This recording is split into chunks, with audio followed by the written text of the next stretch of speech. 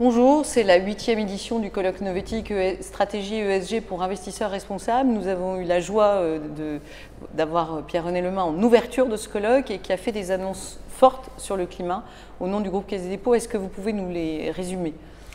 Alors, ce que j'ai dit tout à l'heure dans votre colloque, qui est un grand moment, un moment passionnant, c'est que la Caisse des dépôts allait jusqu'au bout de la logique qu'elle avait annoncée à l'occasion du Climate Finance Day il y a quelques mois maintenant. Notre objectif, c'est la décarbonation de nos portefeuilles. Décarbonation de nos portefeuilles, ça veut dire d'abord évaluer l'empreinte carbone de nos portefeuilles. C'est un travail que nous avons fait cette année, et j'ai donné les chiffres tout à l'heure. Et puis ensuite, c'est s'engager dans une politique assez résolue de diminution de l'empreinte carbone. Diminution de l'empreinte carbone, l'objectif c'est 20% de moins d'ici 2020. Ça porte sur quoi? Ça porte sur la valeur boursière de l'ensemble de nos portefeuilles détenus en direct, c'est-à-dire 55 milliards d'euros. Et c'est la totalité en fait. Alors c'est la totalité de ce qu'aujourd'hui nous avons en termes de gestion d'actifs directs, à la fois au titre de la Caisse des dépôts établissements publics, de CNP Assurance et puis de BPI, c'est-à-dire nos deux grandes filiales financières. Alors, non seulement on a fixé cet objectif, mais on a fixé, j'ai annoncé ce matin, la manière d'atteindre cet objectif. C'est-à-dire, petit 1, un dialogue actionnarial avec les entreprises dont nous sommes actionnaires, minoritaires en général, mais actionnaires très longs. Donc elles ont intérêt à vous garder.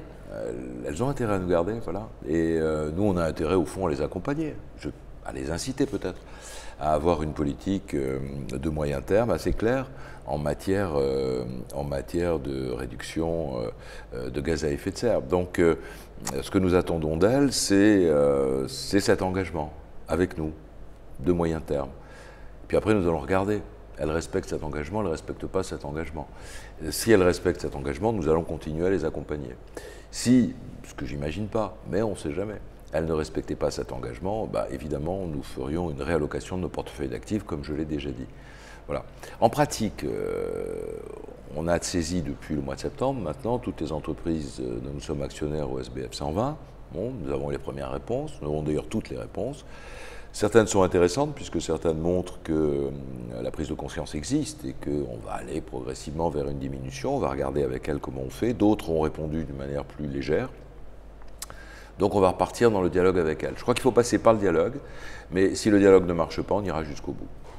Alors il y a un point d'attention particulier dans le secteur du charbon. Quelle est la stratégie que vous avez décidé d'adopter sur cette énergie sale? Dans le secteur du charbon, alors d'abord, la Caisse des dépôts en tant qu'établissement public est assez peu exposée.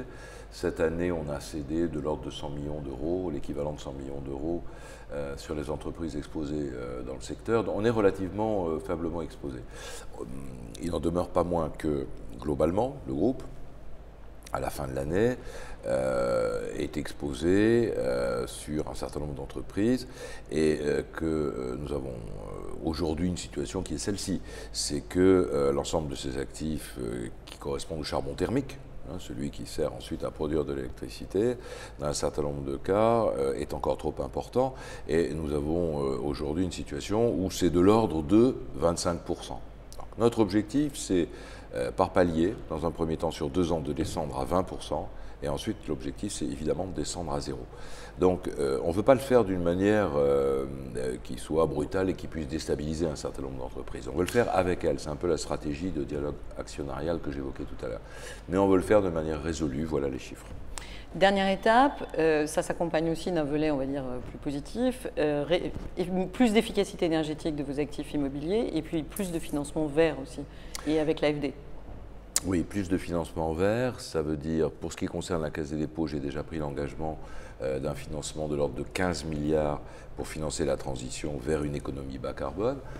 15 milliards au 30, c'est un engagement pris en début d'année.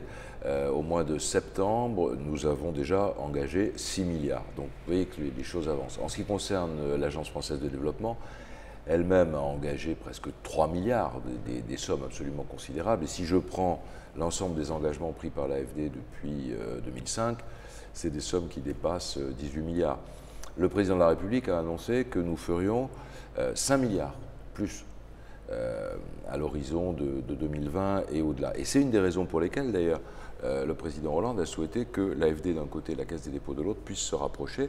Et c'est l'ensemble AFD Caisse des dépôts qui va permettre le développement de ces politiques à l'international, notamment en direction des pays en développement.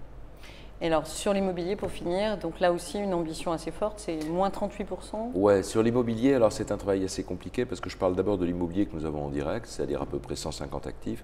L'objectif sur l'immobilier, c'est 38%, on est en chemin là-dessus, une diminution de l'ordre de 38%. C'est ça l'objectif. Et puis, nous avons un travail à faire encore au-delà, parce que ça, c'est des actifs que nous possédons en direct, nous. Logement, secteur tertiaire, services, etc.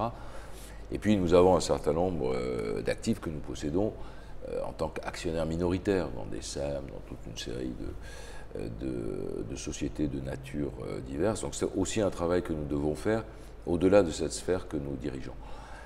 Je vais vous dire, tout ce que nous pouvons faire au titre de ce que nous gérons en direct, nous allons le faire tout de suite. Et c'est les engagements que je prends. Et puis tout ce que nous avons, soit en gestion déléguée, en tant que gestionnaire d'actifs, soit en tant que simple acteur parmi d'autres sur la gestion d'actifs immobiliers ou d'infrastructures, c'est un travail que nous allons engager au début de l'année 2016 de manière à prendre des engagements précis dans le courant de l'année 2016.